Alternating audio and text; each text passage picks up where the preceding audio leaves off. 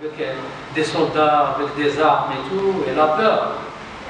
Elle a peur, elle le voit de loin, elle a peur, elle s'est précipitée pour faire les ablutions, elle a fait la salade, et elle fait des doigts. Oh Allah, il y a des gens qui viennent chez moi, j'ai peur, oh Allah, éloigne-moi leur méchanceté, leur malfait, etc., etc. Et puis les gens arrivent, ils frappent à la porte et les ouvrent.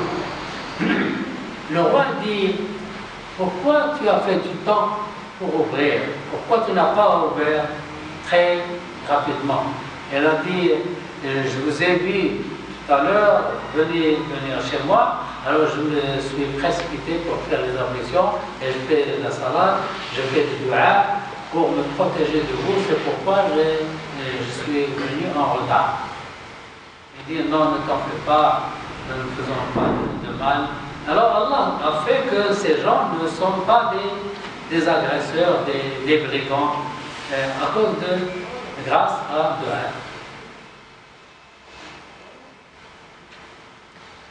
Un dua peut être fait pour soi-même, pour sa famille, pour des amis, pour les enfants, pour n'importe qui, et même pour les mécréants.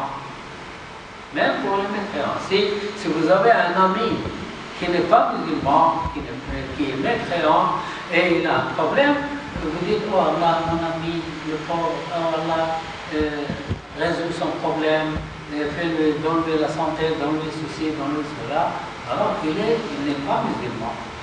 On peut faire le dua pour un non-musulman. Parfois, on a des parents qui ne sont pas musulmans, on fait du dua pour eux. Et même pour les amis. Et ça, c'est s'ils sont, par exemple, dans cette vie. Mais si quelqu'un est décédé, il n'est pas musulman. Ah, il est décédé. Son sort, c'est à Allah. Allah, il fait ce qu'il veut. Alors pour les gens qui sont morts, alors ils sont mécréants, on ne fait pas d'invocation pour eux, on les laisse. Le prophète sallallahu alayhi wa sallam a dit: j'ai demandé à Allah de me permettre de visiter la tombe de ma mère, il m'a permis. J'ai demandé à Allah de faire des invocations pour elle, pour mon père, il ne m'a pas permis. La même chose pour Ibrahim Khalil. Ibrahim Khalil, il a demandé son père, il a invité son père à l'islam, le père a refusé, il lui a dit: donc je vais demander à Allah pour toi. Et il a quitté son père, puis il a fait une invocation. Allah subhanahu wa ta'ala dit: le dua d'Ibrahim, c'est à cause d'une promesse qu'il a promis. Il a promis de faire une invocation pour son père. Mais lorsqu'il est confirmé que son père est mécréant, et il l'a quitté et il l'a laissé à son sort. Le croyant peut demander dans ses doigts les bonnes choses de la vie, d'ici-bas, tout comme les bonnes choses de l'au-delà. On demande les bonnes choses de ce monde comme les bonnes choses de l'au-delà. Les bonnes choses de l'au-delà, c'est le paradis, c'est être avec le prophète sallallahu alayhi wa sallam, c'est regarder Allah. La personne qui fait des doigts ne doit pas se retenir de demander, elle doit se sentir libre de demander à Allah ce qu'elle désire, que ce soit une toute petite chose ou une chose plus importante. Mais il ne faut pas dire à Allah: oh Allah, donne-moi ceci, cela, donne-moi une voiture blanche, grande, rapide, moins chère. Non, donne-moi une voiture. Donne-moi une voiture convenable. Lui, il sait ce qu'il fait. Omar al-Khattab a vu un jeune homme en train dans une prosternation, et il est prosterné et il joue avec ses pieds. Il met comme ça, les pieds comme ça. Il fait dire, oh Allah, donne-moi le paradis, et donne-moi beaucoup de houris, comme ceci, comme cela. Et il me dit, mais tu demandes le paradis et le houris, et tu joues avec tes pieds. La mariée est très chère et la dot est dérisoire.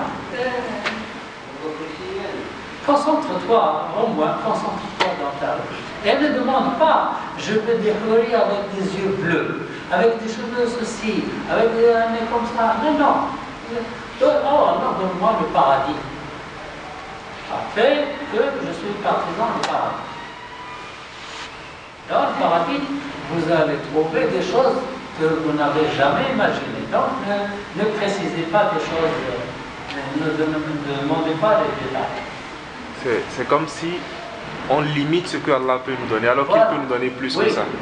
C'est-à-dire, Allah ne nous donne jamais exactement ce que nous demandons, jamais, il donne toujours plus. Donc, si nous on le limite, ça n'a pas de sens. On limite, on demande des choses mondaines.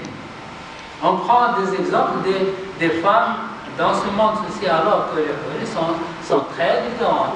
Une folie qui, s'il apparaît dans le monde, le soleil s'éteint. On peut regarder. Il y a toujours les étoiles dans le ciel. Les étoiles existent toujours dans le ciel. Mais quand le soleil arrive, on ne voit plus les étoiles. Pourquoi? Parce que le soleil est plus proche et plus fort. Alors la lumière du soleil n'est pas éteinte, mais cache la lumière des étoiles. C'est comme les houris. Lorsque un houris apparaît dans ce monde, et vous ne voyez plus le soleil. Voilà. Alors ne cherchez pas des blondes, des yeux comme ça, vert ou bleu, etc. Le prophète sallallahu alayhi wa sallam a encouragé les croyants à faire des du'as. Il a dit, le du'a qu'un musulman fait pour son frère en l'absence de ce dernier est promptement accepté. Promptement accepté. Lorsqu'on fait un du'a à un ami, un frère en islam qui est absent. Pourquoi? Parce que lorsqu'on fait un du'a à quelqu'un face à face,